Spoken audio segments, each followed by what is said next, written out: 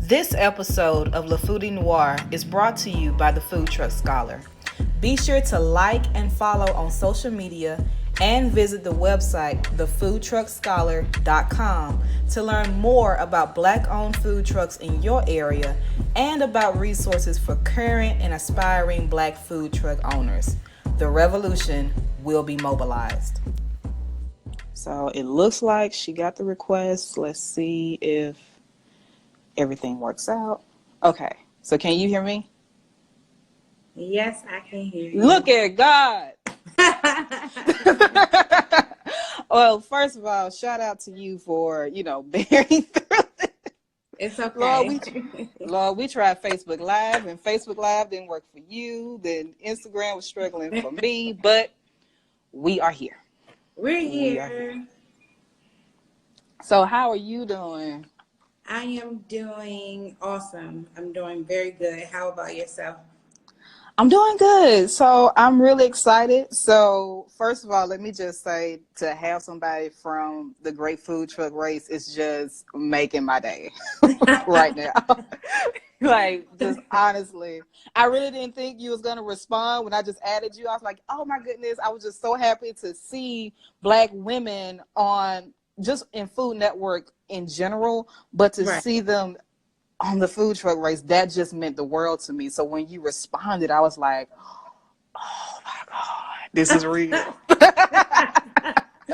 it was a pleasure, and thank you for reaching out. I was pretty excited when you reached out as well. And in order for us to make it, we have to help each other. So, I mean, closed mouth is not going to get fed. So you asked, and you got it. Well, that's all right. Well, so I'm not going to waste any more time because we have been struggling. So I'm just going to get right into it. And just for those who are watching and who may not know me, my name is Ariel Smith. I am a PhD student at Purdue University, and my research is on Black-owned food trucks. So for a lot of different reasons, the food truck movement is really big in the United States right now. But what's not being talked about a whole lot is Black-owned food trucks and what they're doing in the community, what they mean for representation. And honestly, Black chefs in general aren't always getting the visibility that they deserve. And so hopefully with my research, I'm proclaiming that Black chefs matter and that the work that they're doing is something that's needed, and the visibility is something that's definitely needed, especially for Black women. So that's why I'm especially happy to have you here, because just as it was for me to see Black women, owning it in the kitchen, being bosses and being entrepreneurs, I think that's something that more and more people need to see. Yes, I definitely agree. So my first question is going to be, just honestly, how did you get into the culinary industry? I got into the culinary industry when I was 19. I had moved out on my own, and so I was working and paying my own bills, but I fell short of some money. And I didn't want to call home to ask for money because I would hear my mom's mouth saying, oh, well, you shouldn't have moved out, and this and you could have still been here. And I didn't want to hear that. So I was like, what can I do to provide for myself, even just for today, just for tonight, if I can make it through tonight. And I called my landlord and I called some friends of mine, and I let them know, hey, I'm selling some shrimp over rice with peppers and onions. This is something that I had never cooked together. I mean, cooked before, period. Wow. And then I had literally just thought it out, prepared it. I served them on paper plates this night, wrapped with aluminum foil. It was nothing pretty about it, but it was delicious. And they called back the next day like, oh, well, what are you cooking today? What's on the menu? And I was like, nothing. I just needed some money for last night. But once they started calling back, I was like, wait, this is something that I may be able to do, because I was excited from that point on, because they were excited about my food. And so I started hosting small tastings at my mom's house, or I would have ladies' night and cook that way. And that's how I got my start. That's awesome. So you started doing ladies' night, and then you started doing pop-up shops, is what I read. So where were some Yes. of the places that you would go for that? I would just call my friends and family and basically just ask them to host something for me. Have you got some friends? Have them come over. I can cook. I will bring the food. And I just kind of learned along the way. That's awesome. So what's your favorite dish to cook? Because, I told you I love pineapple. So I anything know you pineapple love involved. pineapples. Yes. So you need that pineapple soul bowl that I did on the Oh, Food Network. oh, tell me what's in that bowl. Tell me what's in that Uh, bowl now. it was a jasmine rice with the Mm. butter sauce, a pineapple butter sauce. And some came with steak. I did some with shrimp and chicken. And then we did a combination bowl as well.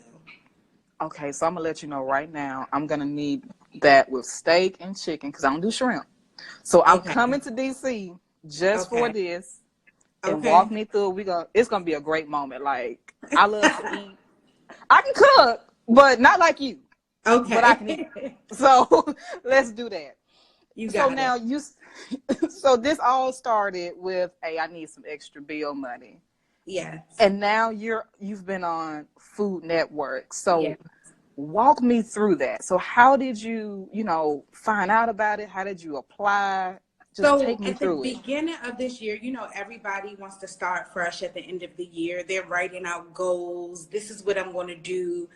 And one of my goals this year was to be on the Food Network. I wrote it down and I kept saying, I'm going to be on the Food Network. I didn't know how I was going to get on the Food Network. I would, skim through their pages, through their website to see what they were casting for. But, it's not the Food Network that casts, it's production companies that cast. Mm. And then they're featured on the Food Network. And so I was just like, how am I going to do it? Where am I going to find out about these castings?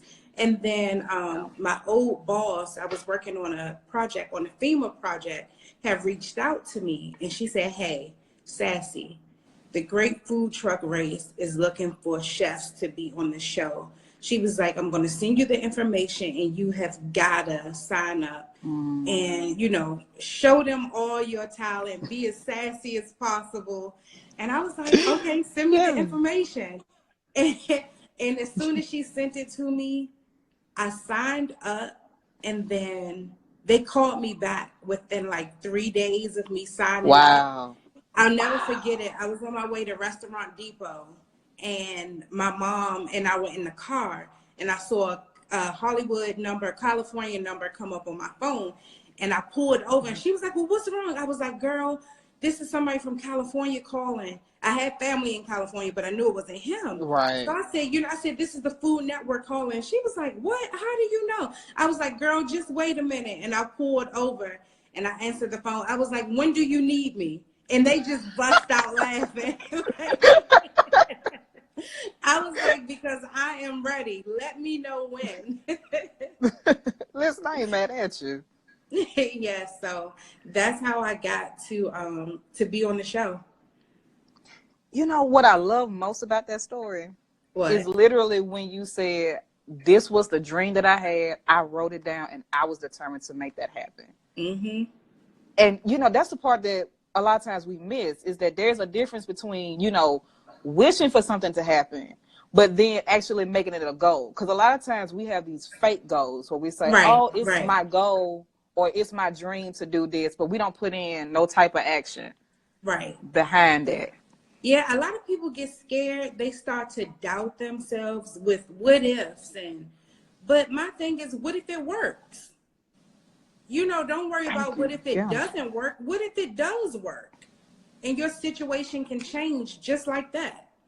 And so I'm a firm believer in just trying it. It's either going to happen or it's not. And it doesn't mean it's not going to happen. Maybe just not in that instant. That's real. I had somebody tell me that, Ariel, the worst thing they could ever say to you is no. And if they say But that's no, not then even the worst thing. boom, there you go. That's not even the worst thing. Sometimes I'm a firm believer in what you have to offer just may not be for them. Like your greatness just may not be for them. they may not be ready for what you have to offer. Your greatness just may be too big. And so when they say no, you just go revise what it is you're doing, make it a little better, start brushing shoulders with people who can appreciate what it is you have to offer, and then you just do it all over again. See, you just grabbed my whole soul. Listen,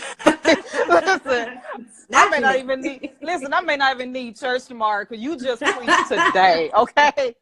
You just preached today. You know what? I needed that. And I know a lot of people, whether they're watching on live stream now or, later on when this post is posted elsewhere, that's something people need to hear. So one of the questions I wanted to ask you is, that was the first time you was ever on a food truck, right? Yes. So what was that like? It was a dream come true. It was exciting. It was scary, because this big old 18.5-foot truck that I have no previous experience with, now we get like 15 minutes of driving this thing, and then it's like, boom, I hope you're ready. Wow. So wait, they only gave you like 15 minutes to practice driving? Yeah, because there's 7 teams there, and there's one guy that's teaching us. And so he's going through the functions of the truck, what switches do what, how to turn this on, what runs your stove, how to light your griddle, how to light your warmer, water goes here. This is what's going to keep your truck running. So wow. A lot went into this. In a very short amount of time, too. Very short amount of time.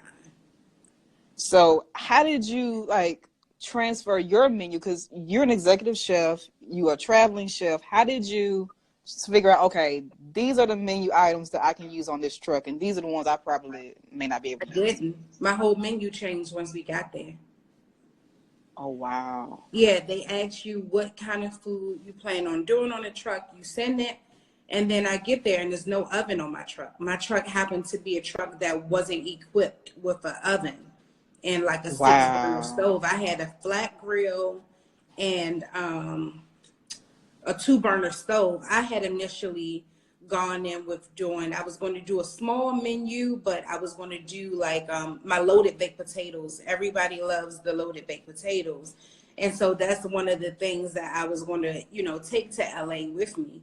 And once we saw our truck and the function of it, and we were kind of thrown in, I was like, when we got to the store to shop, my mind was racing, because I'm like, a lot of things I need an oven for, and I'm just not going to be able to do it. We only have 2 burners, maybe 3 big pots. So you really, really have to think on your feet, and you have to think fast. Everything is like boom, boom, boom.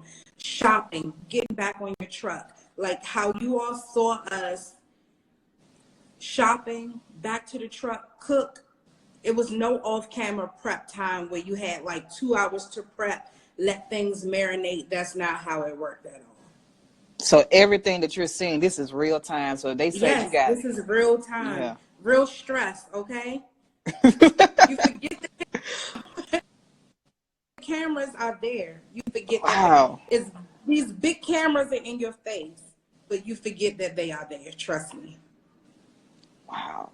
So when you're in that moment and he gives you this challenge, Tyler says, okay, this is your challenge for today. Because I was just watching when he picks up the phone and start calling folks. I'm like, okay, you know what? This is not going to go well for folks. What was that like? So you having to, for some people, they had to move to a different location or just taking forever to find a spot. What was that like? It was very nerve-wracking, and I thank my teammates so much for even speaking to me today, okay? Because I'm a nice girl, but in the kitchen, I'm a totally different person, and it's because this is my baby. I have birthed Sassy Pants, and so I don't want anything to go wrong. I'm big on presentation. So everything that people see on my website or in my picture, this is what I want to produce. So that's why during the beef challenge, I did go for the expensive cut of meat. That's what I wanted to serve my customers. But once we got that cut of beef and we were looking for parking spaces, trying to find people, you know, in a good location, but I don't know. It doesn't always go the way you imagine it to. And so we did have to move a couple of times, but everything wasn't shown. But we had to move a couple of times from our space to go look for other people because we rely on the public to come to our truck. And we're like running after people running down the street. We had signs on our head in the middle of the street, like, come eat. We were running around with samples in our hands, like, come sample this food, you know, like, it was an amazing experience. It was. I saw that you enjoyed it so much so that now you're interested in going, you know, getting your own truck. I am interested in getting my own truck at this point. It would be a definite dream come true. I'm looking forward to it. I'm definitely looking forward to it. So I'm trying to put myself in a position now to be able to purchase my own truck. And so for anybody who's watching, because we never know who may be watching, there may be some angel donors out there, who knows? So how can we contact you? How can we support, you know, this vision? Is there a GoFundMe? Because I personally want to support it. So where can we go that we can, you know, if there's a GoFundMe already set up, that I can put the comments in the link or anything like that? Yes, thank you. I appreciate that. I do have a GoFundMe. It's on GoFundMe.com. In the search area, you can search Sassy Pans Food Truck. Okay. And then you can read a little bit about me there and how I got started, me being on a great food truck race, some of my experiences, and they can donate there. But if they would, you know, like to book me and get in contact with me, I am a traveling chef. So if you're not in DC, does not mean that I cannot cater to you. All right. Give me a call at 301-202-1430 or on my website, sassypans.com. Awesome. So what I'm going to do is I'm going to make sure that once we download this link, they have all of that in that post because I don't want them to miss it. Okay. So listen, I want to see this. Like, I'm truly excited about it. So however I can support this, I'm all on board for making that happen. Thank you so much. I really, really appreciate that. Of course. The last question that I have for you is, well, it might be twofold actually. It's just looking at what the food truck race has done and how and what you've brought to it. Honestly, it's like you've brought so much inspiration, so much motivation just from other people that's watching and that saw you on there and was like, you know what, if she can do it, so can I. I got tons of messages saying that. Yes. Yes. Tons of messages. And that's what really matters after the show. Like, after being there, like once I hit set, I was just like, I'm living my dream. Of course, the ultimate goal was the 50,000, but I was like, I get to live in my purpose. I get to do exactly, you know, what I set out for myself to do. So I won, okay? I won. When you get to do exactly what you set out for yourself, you won. That was my definition of winning. Somebody else's definition may have been different, but that was my definition because I gained an experience that I'll never forget. It changed my life. And so what would you tell somebody else? Because you've already been preaching to us all. So tell me, what would the benediction be then? Just go for it. Go for it. It's plenty of things, I'm telling you, that have been on my menu, but maybe, and I'm speaking from experience when I tell you all, just revamp some things. Take that same energy and that same product around some different people who can appreciate what it is you're doing and what you have to offer. Everybody is not going to appreciate everything that's on my menu. But once I start to brush shoulders with others who enjoy other foods, they are the ones who can appreciate that. And so I love my menu for that reason. It's very versatile. It's not just soul food. It's not just upscale food. I consider my food upscale soul food. And so either way, I got something for you. Whatever you like to eat, I got something for you. And so my biggest thing is just go do it. Don't consult too many people, because when you have people that start to kind of doubt you or no, girl, I don't think that's going to work. I think it's going to work. You think it's going to work. That's why you're trying to get it manifested. And so go do it. Go do it. And it's not about being able to say aha or nah, I knew it was going to work. Just walk very graciously. Walk with gratitude. Be happy that you went through with it, and do it. Just do it. And that is the benediction right there with Chef Sassy. Thank you, for real. Like, everything. Like, I know you said you get tons and tons of messages about that, but I want to be the person to say it again. You know, literally, if you just didn't even open up your mouth, if you didn't even cook one dish, there were people that just, me personally, just with your presence being there was like, you know what? That's what we needed. And representation matters. And to have 3 beautiful Black women on that show working together on the Food Network, that was a beautiful thing. It was a beautiful experience. And so, you know, I'm just thankful to you. I'm thankful.